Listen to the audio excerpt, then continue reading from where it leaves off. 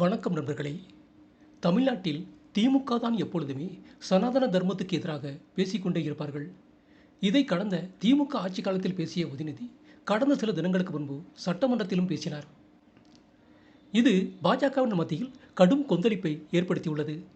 இப்படி உதயநிதி பேசிய சில தினங்களில் தற்போது தமிழக வெற்றி கழகத்தின் எம்எல்ஏ முஸ்தபா என்பவரும் சனாதன தர்மம் ஒழிக்கப்பட வேண்டும் என்று கூறியிருக்கிறார். அவரது இந்த பேச்சுக்கு இதுவரை விஜய் எந்தவித ரியாக்ஷனையும் வெளிப்படுத்தவில்லை. இது தமிழக பாஜகவின் முன்னாள் தலைவர் அண்ணாமலையை கடும் கொந்தளிப்புக்கு உள்ளாக்கியிருக்கிறது.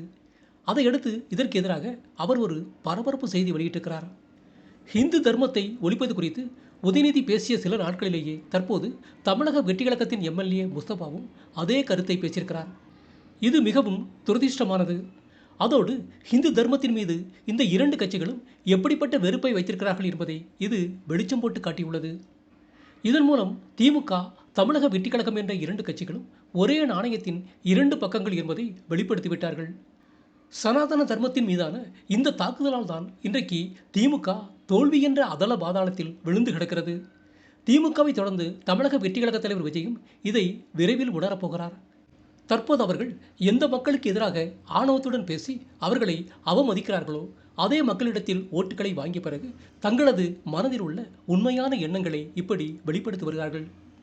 ஆனால் திமுக, தவேக என்ற இரண்டு கட்சிகளுக்கும் நான் சொல்லிக்கொள்வது என்னவென்றால், சனாதன தர்மம் என்பது நீங்கள் குத்துவதற்கு பயன்படுத்தக்கூடிய பஞ்சர் பேக் அல்ல.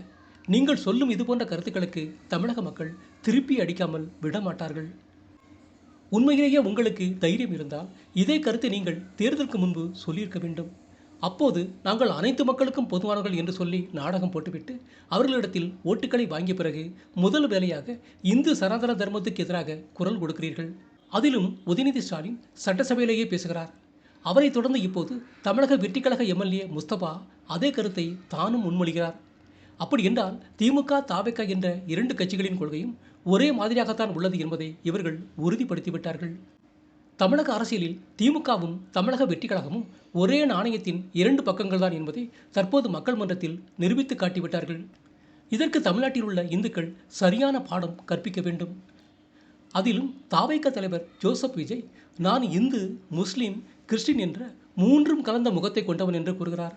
அப்படிப்பட்டவர் தனது கண்ணெதிரே ஒருவர் இந்து சனாதனத்துக்கு எதிராக பேசுவதை பார்த்து கொண்டு அமைதியாக இருக்கிறார். இதுவே கிறிஸ்தவ, முஸ்லீம் மதங்கள் குறித்து பேசியிருந்தால் இவர் விட்டு இருப்பாரா? அதனால் இதன் பிறகாவது தமிழ்நாட்டில் உள்ள இந்து மக்கள் உஷாராக வேண்டும், விழிப்படைய வேண்டும்.